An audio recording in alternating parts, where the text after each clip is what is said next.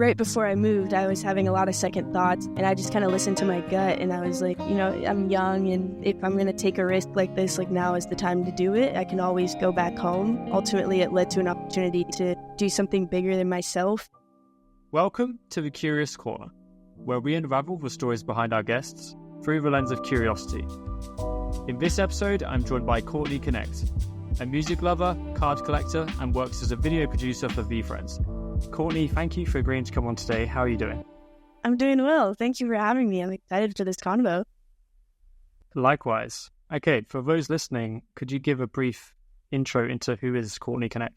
Yeah, my name is Courtney Knecht. I work with VeeFriends, specifically VeeFriends cards. I produce the content that you see on social media alongside Jason Capel on the team, and alongside the guys as well, Adam, Rips, Connor, Liam, all the guys, Corso. Gotta drop everybody in there, give everyone their flowers. Then I also produce the live streams that we put on, so on Fanatics Live, on Whatnot, and just like all things VeeFriends cards. Nice. Anything you'd like to add outside of the VeeFriends ecosystem? Yeah, absolutely. Prior to working with VeeFriends cards, I was making content for a different media company called 137 PM. I dabbled in both collectibles content and music content. And so now outside of VeeFriends, I make my own vlogs, videos, TikToks about just, the music taste that I have and music collectibles specifically. My little slogan, I guess, I've been tokening recently is where music meets collectibles. So just trying to connect fans to their favorite artists through events, through experiences, and collectibles. That's cool. Love it. Yeah, definitely some innovative ways of bringing those worlds together. Yeah, super interesting. I'd love to start at the beginning a bit and, what were you like as a kid growing up? I was a tomboy as a kid. I played every sport you could think of. Any sport that my school offered, I was either trying out or I was there on the team. Everything from volleyball to softball to basketball, swimming, really anything that was offered. And then so growing up, I outside of playing sports in elementary school, I had this best friend, and we would come home every Friday and to my house because I lived right next to the school, and we would just make these funny little videos. We were obsessed with iCarly growing up, and we wanted to have our own little web show. And the videos never, thank God, they never made their way over to the internet. They sat on my little camera and memory stick for years, and so was always just kind of dabbling in video stuff without really realizing what it would lead to, and then, of course, like I said, playing as many sports as possible growing up, really focused on swimming and basketball as I got older.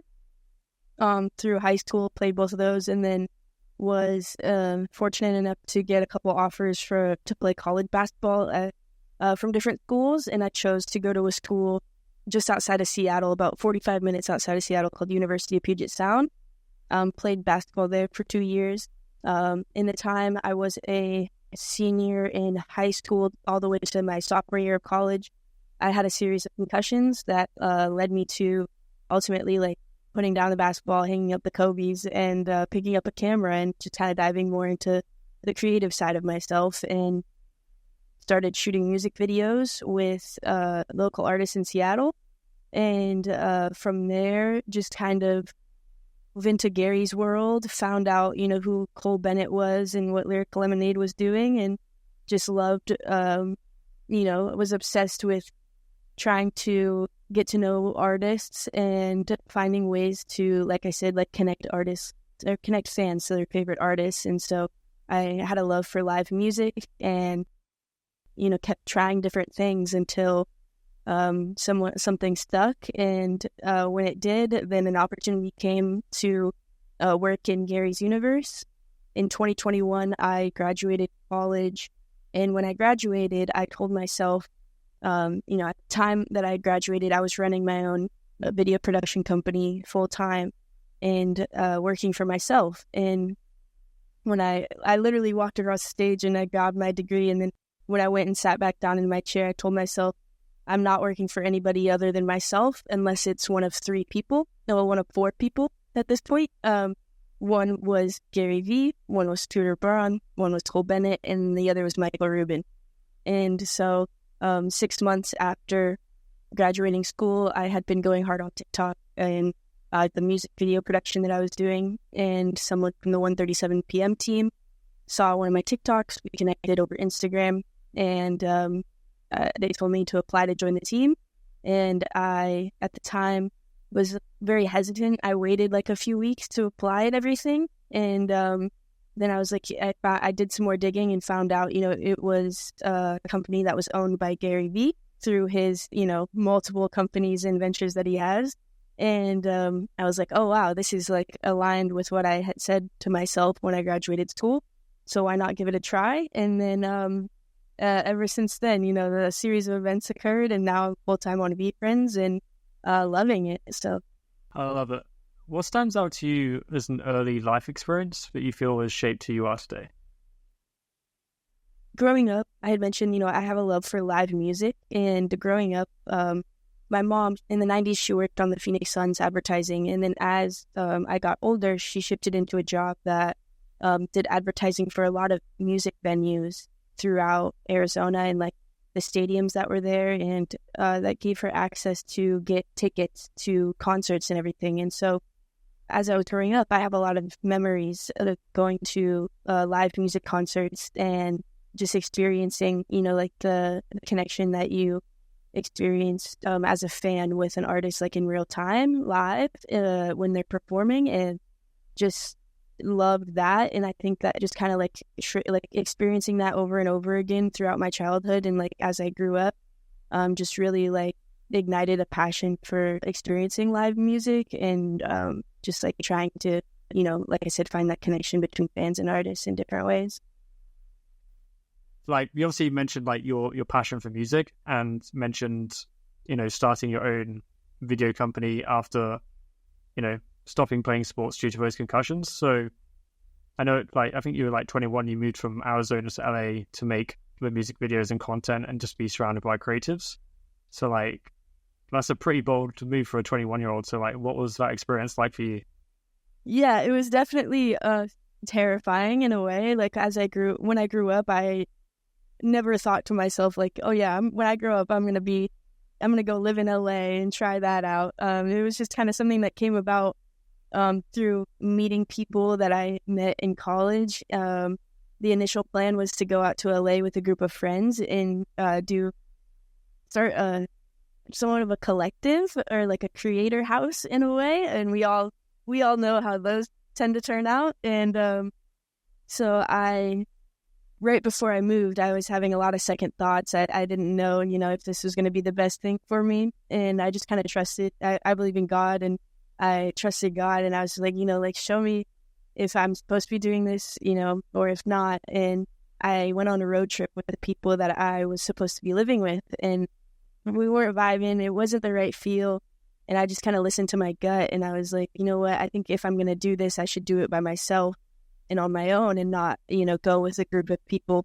And so I made it 10 times scarier for myself. And instead of going with a group of people, I was like, you know what? Screw this. I'm going to go and do it by myself. And I don't know what had gotten into me, or, what made me take the leap of faith. But I just decided to try something new. And I had, growing up, I had lived in Arizona my whole life, and I didn't ever live anywhere else outside of my childhood home until I went to college. And I'd always been a very independent kid. And so I was like, I'm young, and if I'm going to take a risk like this, now is the time to do it. I can always go back home, if things don't work out.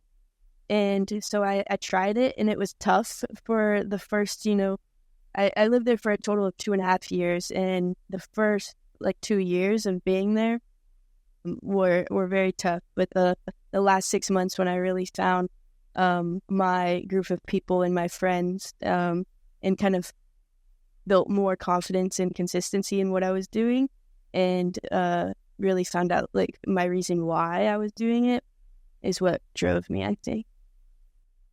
Yeah, I was going to say, was there because you obviously like mentioned beforehand how you were originally going to go out with people when you decided to be solo.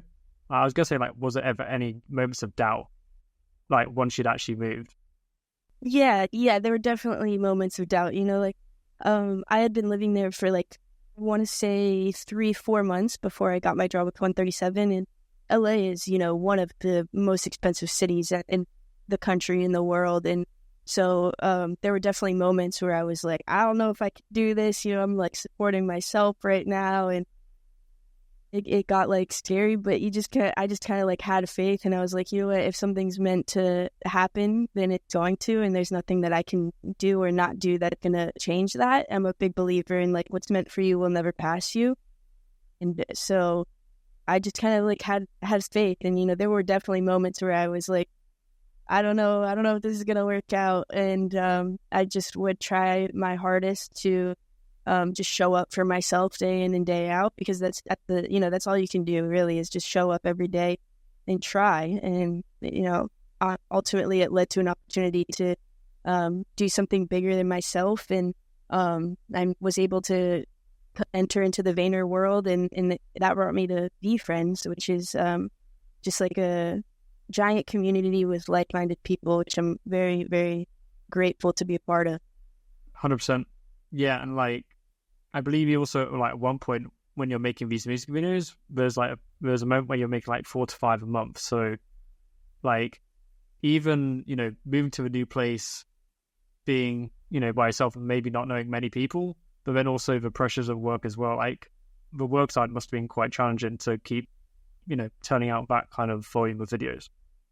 Definitely, yeah. When I had started making music videos, I was in Seattle, and the way that I had been introduced to a lot of these artists was I was in college, and so naturally I was around people my age, and people doing, similar things and trying to find out what they wanted to do with their lives. And throughout my time at college, I had been throwing like parties and events, and I had made friends with upperclassmen and who weren't living on campus, because my first 2 years I was required to live in a dorm, and you can't really, throw a party or throw an event in a dorm room. And so I started to make friends with upperclassmen, and was just like, hey, would you let me throw a party at your house this weekend? Like, I'll do everything from the setup to the cleanup. I'll bring people. I'll provide, everything that you need. All I need from you is for you to show up and have a good time. And, once you do that 3 to 5 times, and you stick to your word, and you really do set everything up, and you really do clean up every piece of trash and make sure that things go smoothly, then people start to trust you. And, you make more friends that are like, hey, like, you can do that at my house if you'd like. And so for those first few years, I was just kind of, I don't want to say like networking with people, because it wasn't that vibe at all. It was more so just like creating relationships and friendships with people. And I got to know local artists in the area. And then at some point, I wanted to change up the feel of these parties, because I was going to a very small school. And so you see the same people over and over and over again at these parties. And with that, you also hear the same music over and over and over again. I would go to one party and you hear the same song that you would hear at the next party. And so I was like, I'm going to bring in some local talent. Some of my friends started DJing. And so I was like, why don't we like really do this where there's different sets of the night? I started to learn how to DJ. And so that's how I got connected with local artists in Seattle. And when that had started to go well, like naturally, I had people around me like, you should double down on Seattle. You should, try to building out here. And I don't know what it was inside me that just knew like I wanted to try something new, and like I didn't want to get comfortable in the same space in the same area. And so moving to LA, like all the people that I had created connections with and relationships with in Seattle, they were still in Seattle, and that didn't translate over to LA. People go and visit LA, but it's completely different when you're trying to build a full-time production company in a brand new city. And so it was really, and I'm also just like a very introverted, like shy person. And so it really took me like stepping out of my comfort zone and being like, okay, like I have to decide whether I'm going to do this for myself or not. And no one else is going to like come along and do things for me. I need to, if I want to build this, it's up to me. And for some people, you know, like taking that accountability might be like crippling and it might be scary. But, you know, at the time, I think I was just like so hell-bent on wanting to create the life that I wanted rather than what anybody else wanted for me, that I was just like, I'm going to do whatever I need to do and step out of my comfort zone to, you know, rebuild those kind of relationships that I had in Seattle, in a brand new city, especially a city like LA, where not everyone has your best interests in mind. And there are instances of like things not going your way, but you just kind of have to, like I said before, just like continue to show up for yourself and try. And that's really all you can do. Yeah, I love that. Sounds like you kind of like, I guess, you know, like being young and as you said, like growing up in Arizona, like in a weird way, going to LA is like a big risk and, you know, like a new challenge, like completely new environment, but at the same time, scary to step outside your comfort zone, but also because you're young, not really having much to lose, and like worst case scenario, you can always just move back to Arizona. What's a surprising lesson you feel like you've learned from working with young emerging artists? Working with like artists in general, I think will really test your patience. And so that's something I've really learned. Working with people in general, you know, you have to have a lot of patience with people and empathy and compassion. And but that really gets tested when you're working with emerging artists who can have an ego and think that they're, you know, we're entitled to things and that sort of thing. But just always like leading with empathy and compassion and just, you know, understanding that people are going through things that we know nothing about, you know, and so you can't be quick to judge someone just because of one instance or even a couple instances that you have with them, because you never really know what people are dealing with. And so just always trying to come from an understanding that you never know what people are going through. And so just always lead with kindness and empathy and compassion, which we're all we all know that message from our friend Gary Vee. Yeah, love that. You kind of touched on it a bit earlier, but you've obviously experienced firsthand that content can be a gateway to opportunity. So what unexpected doors did sharing content online open for you?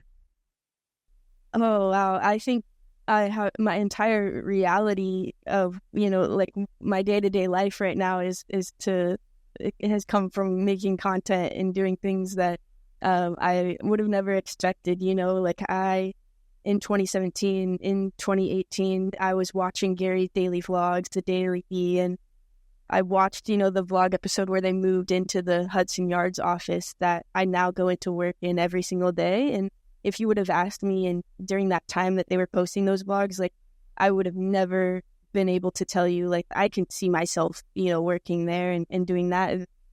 It's like surreal still to me to this day that I have the opportunity to like go into the office and work so closely with Gary and just like the serendipitous moments that come from being in that environment. And, you know, when I started content, it was really just to support and, you know, promote the artists that I was working with and the music videos I was working on, because as we know, like it's 2024 and at the time it was 2020, 2021, music videos, you know, weren't really the thing that broke artists unless it was on Lyrical Lemonade. And so I was just trying to find new innovative ways, and I never in a million years would have guessed that it led to working in Gary's world, let alone, and I will say this too, like even on the flip side, like even if we step away from talking about music and we talk about trading cards, you know, as a kid growing up collecting Pokemon cards and collecting basketball cards and that sort of thing, like if you would have told me like, yeah, that hobby of yours is going to lead to you having this job and building an entire career off of pieces of cardboard, and it's just like, what is happening, you know? And so I think it is all just like a testament to like, if you stay true to what you're passionate about and who you are as a human being, like opportunities will come your way. It's just a matter of timing and execution and capitalizing on opportunities when they do come. Yeah, like chasing your passions, and then the other side I think is kind of the practical side of it, the timing, the serendipity of it, and like just building those relationships. 100%. And just, you know, see what happens. Yeah. What would you say to someone trying to leverage their content online to propel their career forward? I would say it kind of plays into, you know, you had just mentioned is just like staying true to yourself, and like everything has its time. And, you know, like there was a time when trading cards weren't cool, and there was a time when everything has its time. And I think not getting caught up in like romanticizing everything, because I feel like in the last 5 years or so, like there's this beastification of YouTube that everyone, I always refer to YouTube as like the principal social media, you know, like I think YouTube is king and will forever be that. And so whenever I talk about social, like most of the time I'm talking about YouTube.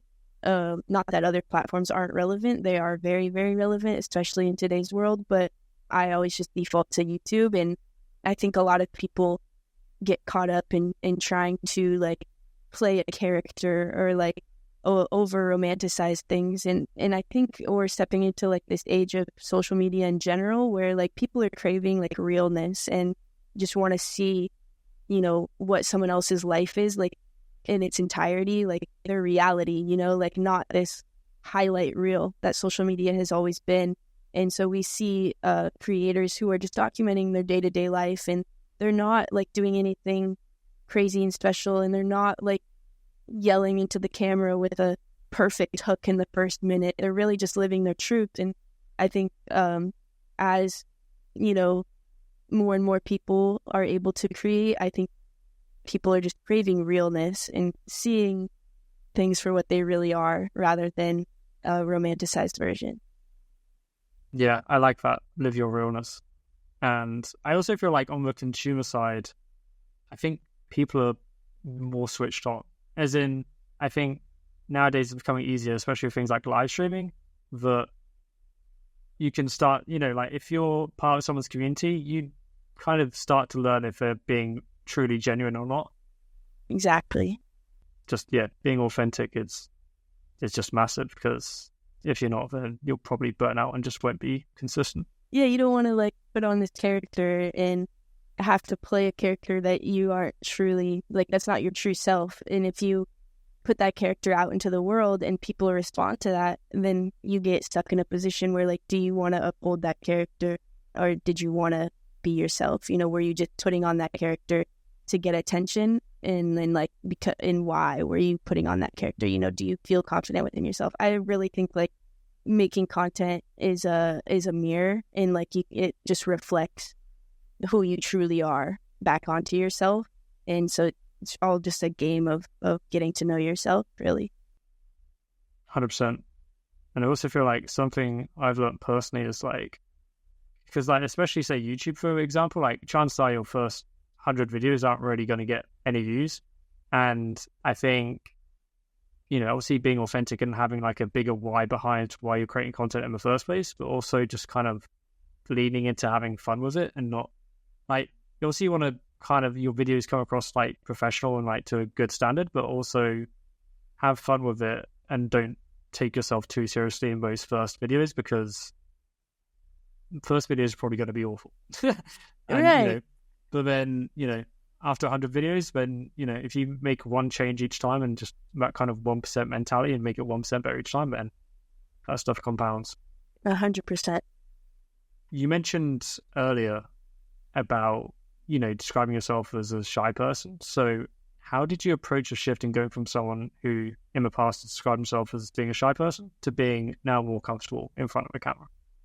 I think it really just comes down to like putting the reps in a way that you're making yourself comfortable. So like when I was working with 137, you know, like I started just making videos like in my room, like it was just me by myself. And a lot of the videos that I still make are just me in a room by myself. And you just have to get comfortable with, you know, not being perfect, you know, like nobody's perfect. You just have to be comfortable in your mistakes and be willing to like let yourself mess up and learn from it, and like not be overly critical of yourself. You know, a lot of us are very judgmental of ourselves, and content really like provides an opportunity to like to close off that judgment, like if you want to, you know. And so I still am a very shy person, you know, like people I meet, to this day are like, "You're so quiet. Why are you so quiet?" And people get shocked when I'm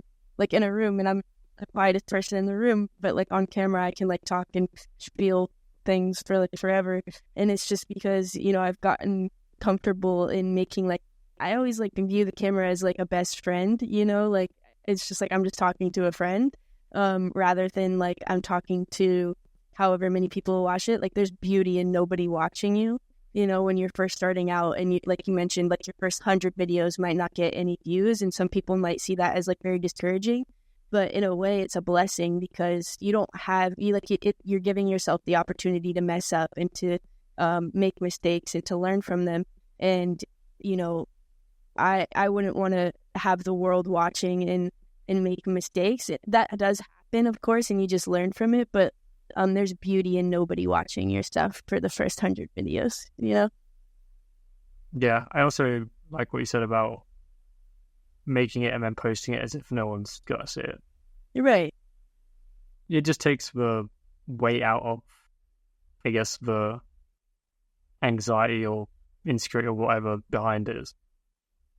Everything you want is on the other side of fear. Looking back, is there a specific moment where fear almost stopped you from pursuing a goal or opportunity, but you found the strength to face that fear? Absolutely, yeah. How did you know that's my favorite quote? That's an all-time quote. I love that quote. I would say a big moment where it was like what's the word I'm looking for? A turning point where it could have been like a make or break moment was when I was making the decision if I was going to move out to New York or not.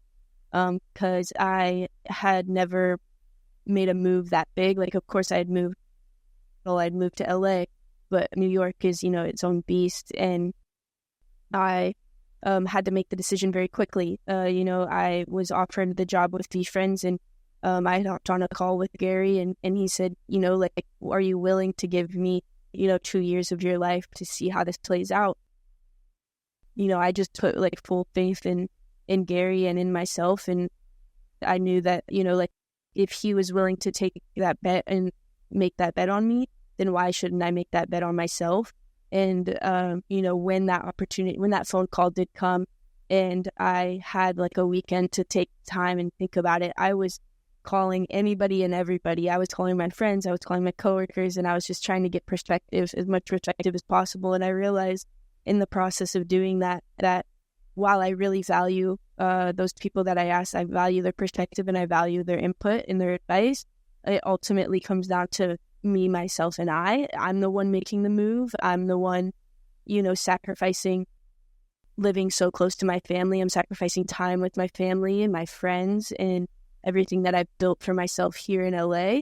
And it's like starting over from scratch, And so there was a ton of fear that came with that. But at the end of the day, it really just came down to, like I said, just like if someone like Gary was willing to make such a big bet on me, then why shouldn't I make that bet on myself? Nice.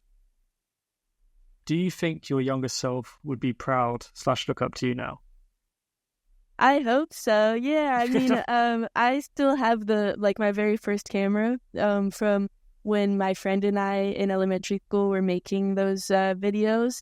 And I think I posted like a clip or two here and there on social media in the past. But yeah, I go back to those videos all the time, and I think like my younger self had like deep down had like a dream to be doing what I'm doing now, and I just didn't realize it until I was older. And so yeah, I think so. I think like my 8-year-old self would not believe the life that I'm living now, living in New York or making videos for a living or working for Gary. All three of those things, I would have never guessed in a million years would have happened. And so I think so. Awesome. Okay, final question. If you could direct the documentary of your life, what perspective or frame would you want to leave your audience with? What would be the lasting message? Wow, that's a wonderful question. If I could direct a documentary of my life, I would want to go back. I would want to frame it around the quote that you had just brought up, because I think it's like a two-part quote. I think everything you want is on the other side of fear, but also everything you want is on the other side of making the best videos possible. And at least like that's my reality, right? Like for someone who has a dream of traveling the world, like everything you want is on the other side of fear, really. And so I would just want to frame that perspective, because I think fear paralyzes a lot of people, and it keeps you from taking chances. But I think facing your fears is hard, but also facing the regret that you didn't take those chances at the end of your life could be much harder.